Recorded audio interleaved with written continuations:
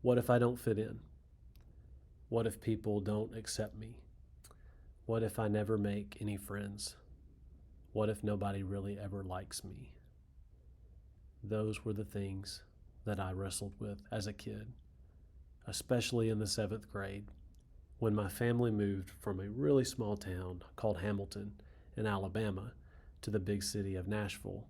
I started a new school and I didn't know anybody there, and nobody there knew me either.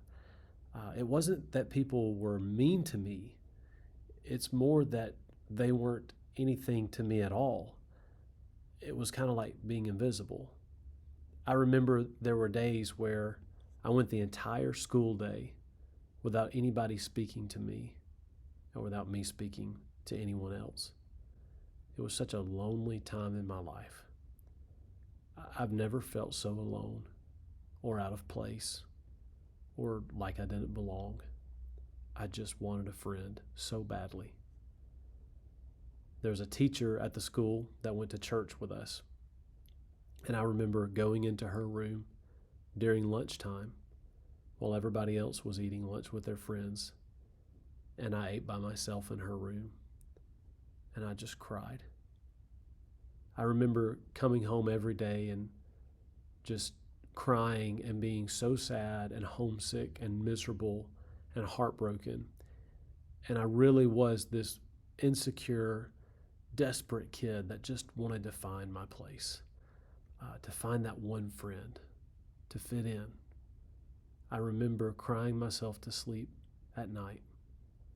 This may sound weird, but sometimes I spend time meditating, which is really hard for me to do because it requires like all of my focus. But I have to go into a room that's totally quiet, and I'll put my phone down and I'll shut my computer or I'll turn the television off, and I just sit in my thoughts and my feelings. And last night, I went back to the seventh grade, and I'm 37 years old. But I can tell you that those feelings never go away. I went back and I remembered what it was like to walk through the hallways of my school and to sit in that teacher's room and cry and eat lunch by myself and think, this is miserable and I hate everything about my life.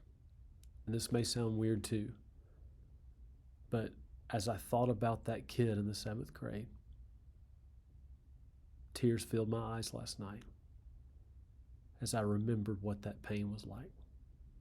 If I had a time machine and I could go back to the seventh grade, and by the way, if I had a time machine, I would not go back to the seventh grade. But if I could go back and sit with that kid eating lunch in Miss Hoskins' room, I'd tell him a few things. Number one, I'd tell him that this feeling wouldn't last, that it was only temporary, that was only for a season. Number two, I'd tell him that things would get better, like better than you could ever imagine. I'd probably try to show him Psalm 30, verse 5, where it says, weeping may tarry for the night, but joy comes with the morning. In other words, you might cry yourself to sleep at night, but joy's coming. Joy's coming. Number three, I'd tell him to buckle up for this one. God would introduce him to a girl in the 8th grade that would change his life, and that one day they would get married. Number four, I'd tell him that he's always going to remember this feeling. And he would make it one of his life ambitions to make sure that other middle school and high school kids had a place to fit in, a place where they could belong and be loved and not have to feel like I felt. Maybe you need to hear those things. Maybe you need to hear that this feeling of finding your place won't last forever. It's only for a season. Maybe you need to hear that things will get better. They will. And maybe, just maybe, God has a plan for you to use your loneliness to help someone else. Maybe He's allowing you to experience that feeling so that you know what it feels like and so that you can help others facing the same kind of things. 2 Corinthians 1 verses 3 and 4 talks about this very idea. It says, praise be to the God and Father of our Lord Jesus Christ.